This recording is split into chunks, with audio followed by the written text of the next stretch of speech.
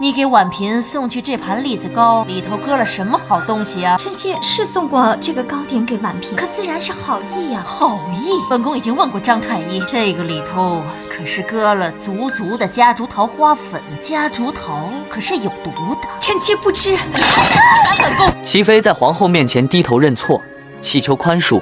皇后则借此机会巧妙地夺取了抚养萨阿哥的权利。齐妃心中无奈，她知道自己已被皇后牢牢抓住软肋，只得无奈地听从皇后的安排。以后本宫会替你管教三阿哥，你就不必再往长春宫去了。不，娘。槿汐心中生疑，此事看似简单，却蕴藏着深不可测的阴谋。她语重心长地提醒甄嬛，要时刻提防玲珑的动向，不可掉以轻心。然而，甄嬛并未将她的警告放在心上，认为槿汐过于谨慎小心，自己定能妥善处理。我只觉得许多事情一再发生，如同一个轮回，昨日是你，明日是他，人人受害，人人害人，就像一个怪圈，实在是可怕。后宫你死我亡的事永远都不会断绝的，所以小主只能自己加倍防范才是。当皇后与皇帝离开皇宫去祈福时，华贵妃成了宫廷里独一无二的主人，她掌握了6宫的所有大权。然而就在这个时刻，甄嬛这位怀孕的宫妃却感到身体不适，疲弱无力。华贵妃并没有放过这个机会，她命令太监周宁海前往碎玉轩，邀请甄嬛到翊坤宫商议事情。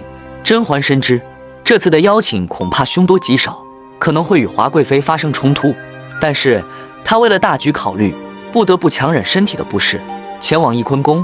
女子以妇德为上，婉嫔真是巧言令色，以下犯上，侮本宫，罚于翊坤宫外跪送女戒，以示教训。华贵妃以甄嬛怀有身孕却傲慢自恃为借口，命令她在烈日之下跪在宫外诵读女戒，以示惩罚。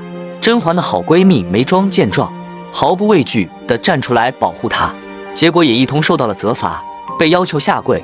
与此同时，玲珑表面上做出哀求的样子，但她的言语却更加冒犯了华贵妃。在一旁的浣碧看着这一切，焦急不已，她赶紧跑到太后宫中寻求帮助。然而太后因病重不能见人，情急之下，浣碧只好向正在宫中探望太后的果郡王求助。在酷热的阳光下，甄嬛因体力透支而昏倒在地。果郡王不顾宫廷的禁忌，毅然决然地闯入了翊坤宫，将甄嬛救出。华贵妃在发现甄嬛跪倒的地方有血迹时，不禁惊愕失色。怎么会这样？不是才半个时辰吗？怎么会有血？果郡王紧抱着甄嬛，踏着沉重的步伐返回碎玉轩，他的双手染满了鲜血，每一滴都似乎在诉说着惊心动魄的故事。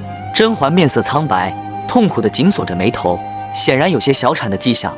她的身体状况牵动着果郡王每一根神经。这时，苏培盛急匆匆地赶到天坛，急切地向皇帝报告甄嬛出了意外。他的声音中带着几分焦急和不安，气喘吁吁地向皇帝报告：“陛下，甄嬛娘娘出事了。”皇帝闻言，面色骤变，眼中闪过一丝焦虑与担忧。